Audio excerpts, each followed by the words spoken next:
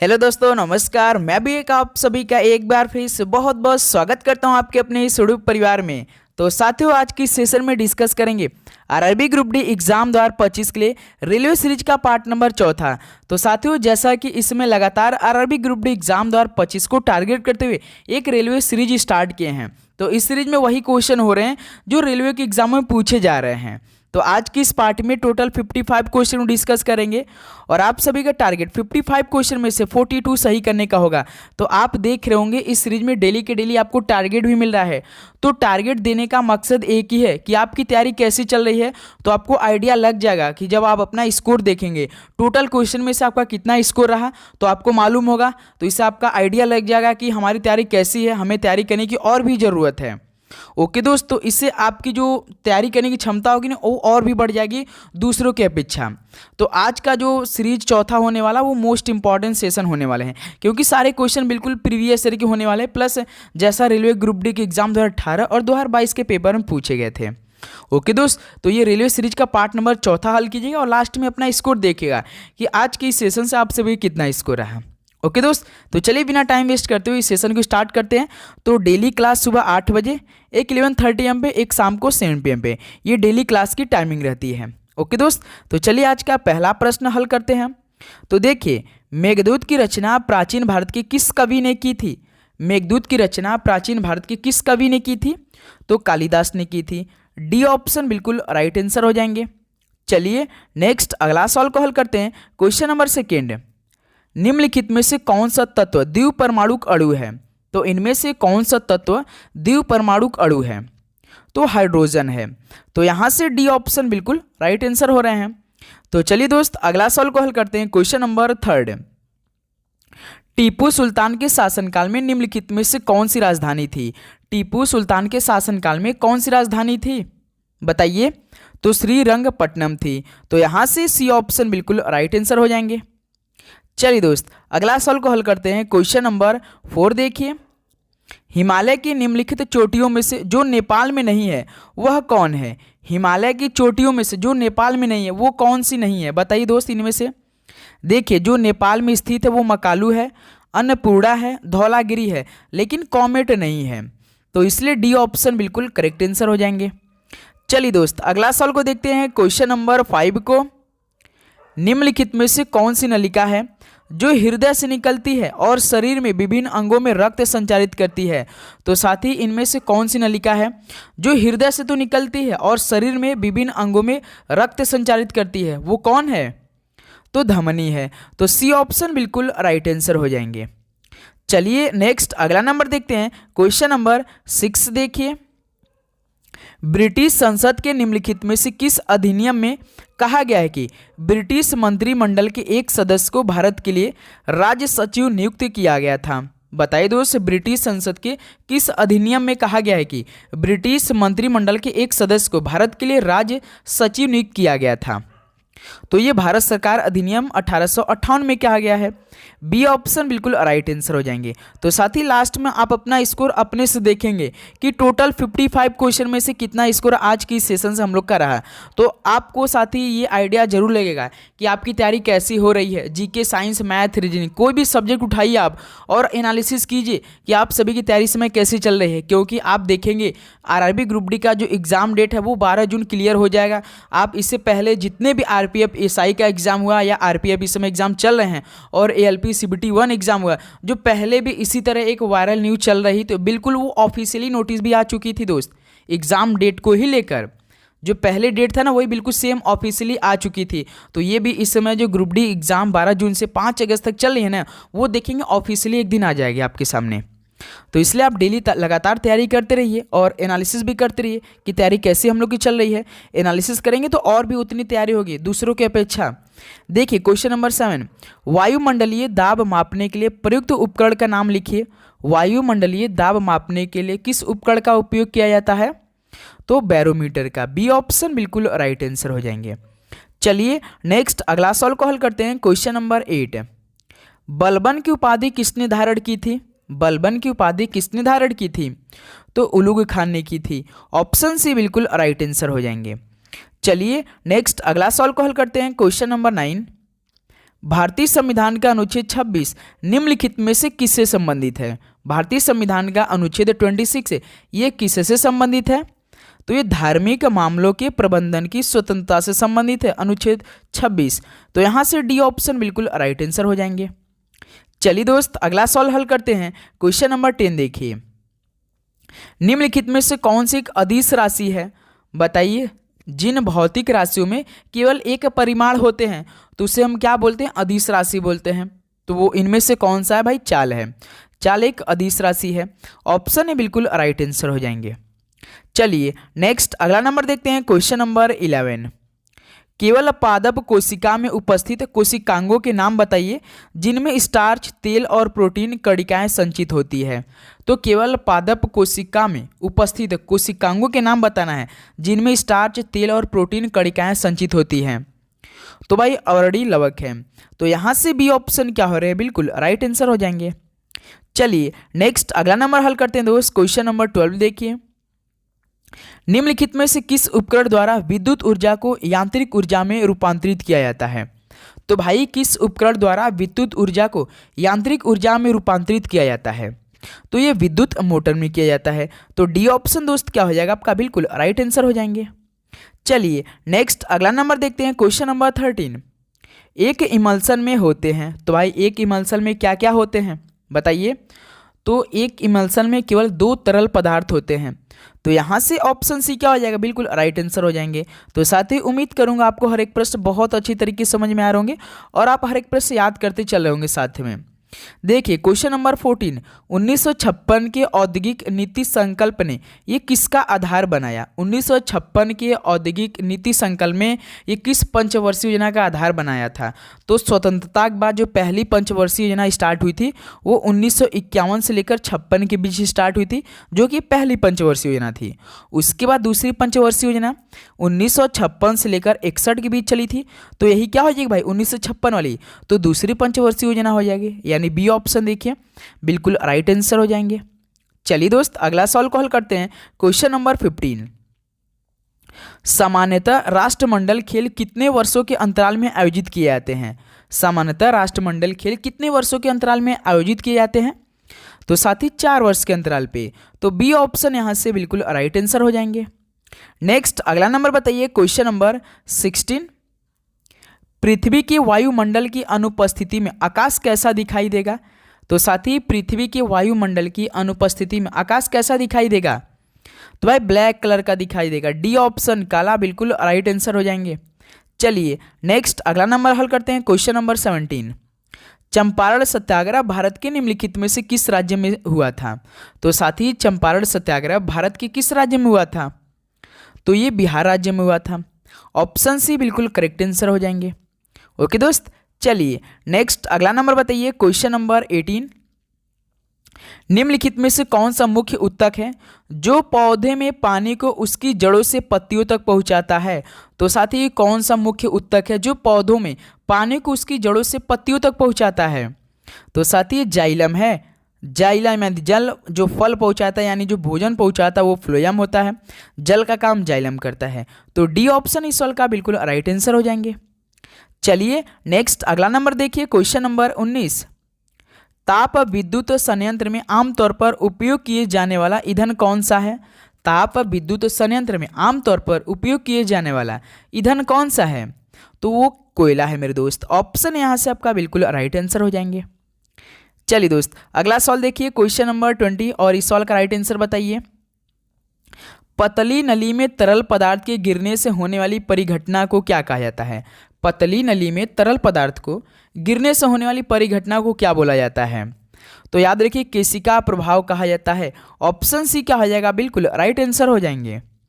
चलिए दोस्त नेक्स्ट अगला नंबर बताइए। क्वेश्चन नंबर 21, वृद्धि हार्मोन किस ग्रंथि द्वारा स्रावित होता है? तो साथ ही जो वृद्धि हार्मोन है ये किस ग्रंथि द्वारा स्रावित होता है बताइए? पीनियल ग्रंथि, पीयूष ग्रंथि, हाइपोथैलेमस ग्रंथि या एड्रिनल ग्रंथि द्वारा? तो वृद्धि हार्मोन जो है वो साथी याद रखिए पीयूष ग्रंथि द्वारा स्रावित होता है। बी ऑप्शन बिल्कुल राइट आंसर हो जाएंगे। चलिए नेक्स्ट अगला नंबर बताइए। क्वेश्चन नंबर 22, भारत के सर्वोच्च न्यायालय के मूल क्षेत्राधिकार को भारतीय संविधान के किस अनुच्छेद के तहत परिभाषित किया गया है? भारत के सर्वोच्च न्यायालय के मूल क्षेत्राधिकार को भारतीय संविधान के किस अनुच्छेद के तहत परिभाषित किया गया है? तो अनुच्छेद 131 के तहत परिभाषित किया गया है। ऑप्शन सी 131 बिल्कुल राइट आंसर हो जाएंगे। चलिए नेक्स्ट अगला सवाल देखते हैं। क्वेश्चन नंबर 23, सोडा वाटर में किस गैस का प्रयोग किया जाता है? तो साथी सोडा वाटर में किस गैस का प्रयोग किया जाता है बताइए। तो सोडा वाटर में CO2 गैस का प्रयोग किया जाता है, यानी कार्बन डाइऑक्साइड का। बी ऑप्शन बिल्कुल राइट आंसर हो जाएंगे। तो साथ ही आप सभी से एक सवाल हम पूछना चाहेंगे, जो यहाँ पे कार्बन मोनोऑक्साइड लिखा है तो इसका रासायनिक सूत्र बताइए क्या होता है? क्या दोस्त रासायनिक सूत्र बताएंगे कि कार्बन मोनोऑक्साइड का क्या होता है, बताइए। चलिए नेक्स्ट अगला सवाल देखते हैं। क्वेश्चन नंबर 24, इनमें से कौन सा संघ सूची के तहत कोई विषय नहीं है? तो इनमें से कौन सा संघ सूची के तहत कोई विषय नहीं है? तो भाई सार्वजनिक स्वास्थ्य नहीं है। ऑप्शन है यहाँ से आपका बिल्कुल राइट आंसर हो जाएंगे। चलिए दोस्त अगला सवाल बताइए। क्वेश्चन नंबर 25 देखिए, अश्रव्य ध्वनि को निम्न द्वारा सुना जा सकता है। तो साथी अश्रव्य ध्वनि को किसके द्वारा सुना जा सकता है बताइए? कुत्ता, चमगादड़, गैंडा या राइनोसिरोस या मनुष्य? तो भाई अश्रव्य ध्वनि ये गैंडा के द्वारा सुना जा सकता है, जिसे राइनोसिरोस बोलते हैं। ऑप्शन सी बिल्कुल करेक्ट आंसर हो जाएंगे। चलिए अगला सवाल देखते हैं। क्वेश्चन नंबर 26, परमवीर चक्र उद्यान का उद्घाटन कहाँ किया गया? तो साथी परमवीर चक्र उद्यान का उद्घाटन कहाँ पर किया गया था, यानी किस शहर में किया गया था? तो ये दोस्त याद रखिएगा चेन्नई शहर में किया गया था। ऑप्शन यहाँ से बिल्कुल राइट आंसर हो जाएंगे। चलिए नेक्स्ट अगला नंबर देखते हैं। क्वेश्चन नंबर 27, और आप सभी लोग हर एक सवाल का जवाब कमेंट में देते चलेंगे, इससे आपको एक टेस्ट भी मिलेगा प्लस प्रीवियस ईयर के सवाल मिलेगा और आपकी तैयारी और भी यहाँ से अच्छी हो जाएगी। तो एक साथ तीन इस बार हमें काम करना है, खासकर ग्रुप डी एग्जाम 2025 के लिए। आप देख रहे होंगे दोस्त 32,438 पद हैं, जो कि 1,30,00,000 फॉर्म अप्लाई हो चुका है। जब आप इसे भाग करेंगे तो आप देखेंगे भाई पर सीट लगभग 750 प्लस स्टूडेंट इस बार लड़ रहे हैं एक सीट के लिए। तो तैयारी कैसी चाहिएगी, उससे भी अधिक आपको 100% फोकस के साथ अपनी तैयारी को यहाँ से करना है ना दोस्त। तो बताइए 27 नंबर आंसर, 1920 के असहयोग आंदोलन के साथ किस अन्य आंदोलन को सम्मिलित किया गया था? तो 1920 के असहयोग आंदोलन के साथ किस अन्य आंदोलन को सम्मिलित किया गया था? तो ये खिलाफत आंदोलन को सम्मिलित किया गया था। बी ऑप्शन बिल्कुल राइट आंसर हो जाएंगे। चलिए नेक्स्ट अगला सवाल देखते हैं। क्वेश्चन नंबर 28, प्रत्येक राज्य से राजभाषा के लिए चुने जाने वाले सदस्यों की संख्या किस अनुसूची द्वारा निर्धारित की जाती है? तो भाई प्रत्येक राज्य से राज्यसभा के लिए चुने जाने वाले सदस्यों की संख्या किस अनुसूची द्वारा निर्धारित की जाती है? तो ये चौथी अनुसूची द्वारा निर्धारित की जाती है।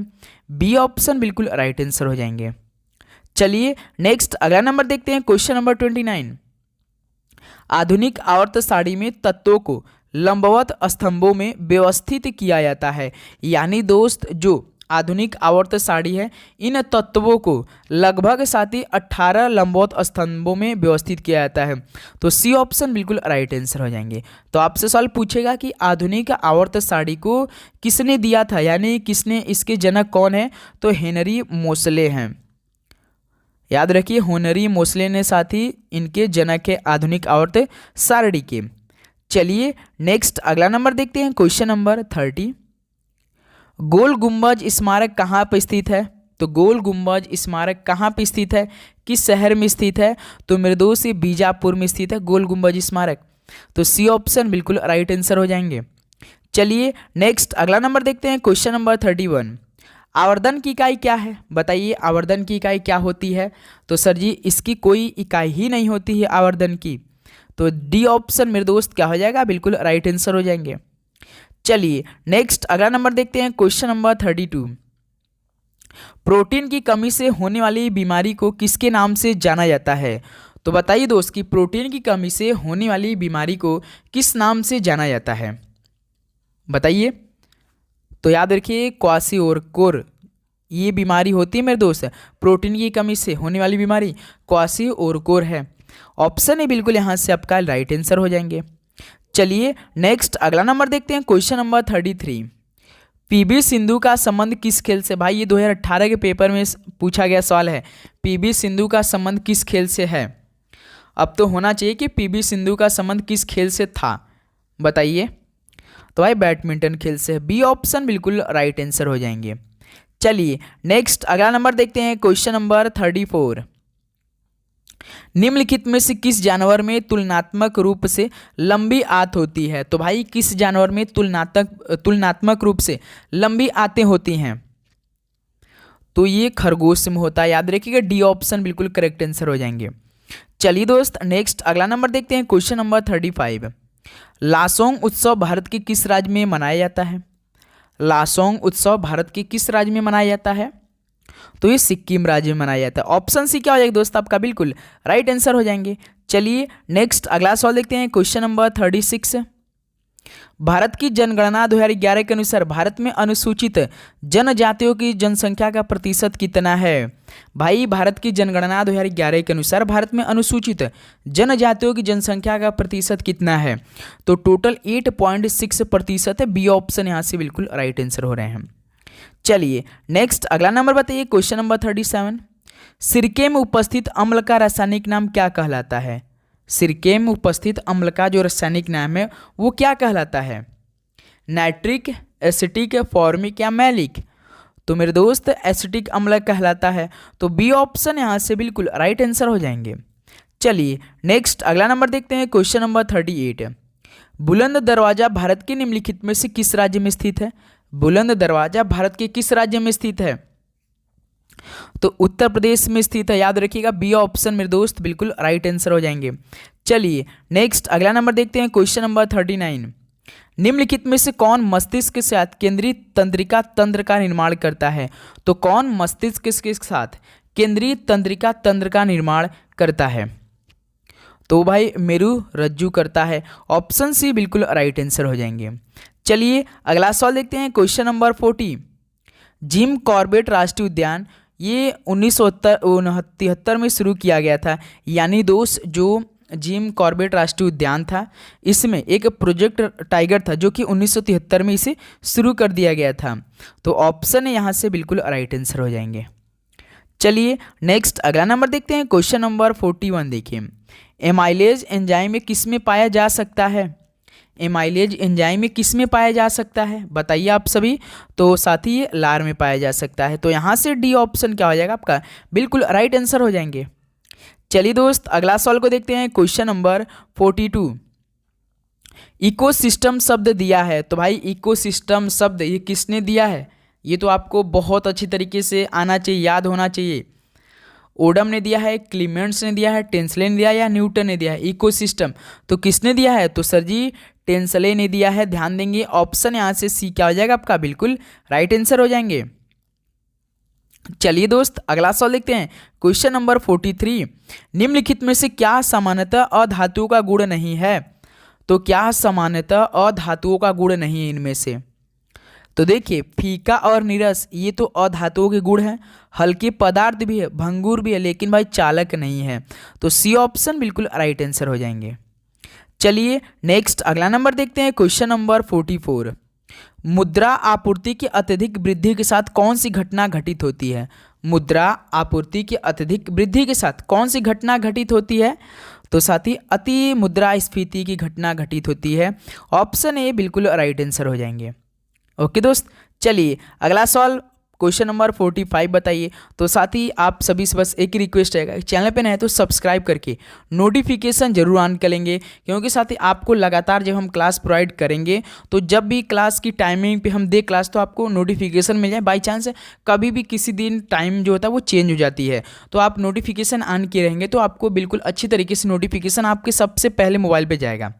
ओके दोस्तों, इससे आपको मतलब कि मालूम हो जाएगा कि बिल्कुल क्लास आ चुकी, तो आप ज्वाइन करके उसे देखकर आप हर एक क्वेश्चन को याद करेंगे। क्वेश्चन नंबर 45 देखिए। भारतीय संविधान के किस बहुमत के आधार पर संसद द्वारा अनुच्छेद 2 और अनुच्छेद 3 में संशोधन किया जा सकता है? भारतीय संविधान के किस बहुमत के आधार पर संसद द्वारा अनुच्छेद 2 और अनुच्छेद 3 में संशोधन किया जा सकता है? तो भाई साधारण बहुमत पे अनुच्छेद 2 और अनुच्छेद 3 में संशोधन किया जा सकता है। ऑप्शन ए बिल्कुल राइट आंसर हो जाएंगे। चलिए अगला सवाल देखते हैं, क्वेश्चन नंबर 46। निम्नलिखित में से किस तत्व की परमाणु त्रिज्या सबसे कम है? बताइए दोस्त। लिथियम की कितनी होती है? 152 होती है। बेरिलियम की 112 होती है। ऑक्सीजन की कितनी होती है? 66 होती है। और बोरान की 87 होती है। देखिए सबसे कम इसमें किसकी परमाणु त्रिज्या सबसे कम है? तो भाई ऑक्सीजन की दिख रही है जो कि 66 होती है। यही पूछता कि सबसे अधिक तो लिथियम की 152, दूसरे के नंबर पे बी का यानी दोस्त बेरिलियम का, और बी किसका दोस्त? 87 यानी बोरान का। तो यहाँ से सी ऑप्शन सबसे कम है ऑक्सीजन का। चलिए नेक्स्ट अगला नंबर देखते हैं, क्वेश्चन नंबर 47। अरुबाथु मूवर उत्सव प्रतिवर्ष भारतीय राज्य में मनाया जाता है। तो साथी अरुबाथु मूवर उत्सव प्रतिवर्ष ये किस भारतीय राज्य में मनाया जाता है? तो ये तमिलनाडु राज्य में मनाया जाता है। ऑप्शन है बिल्कुल राइट आंसर हो जाएंगे।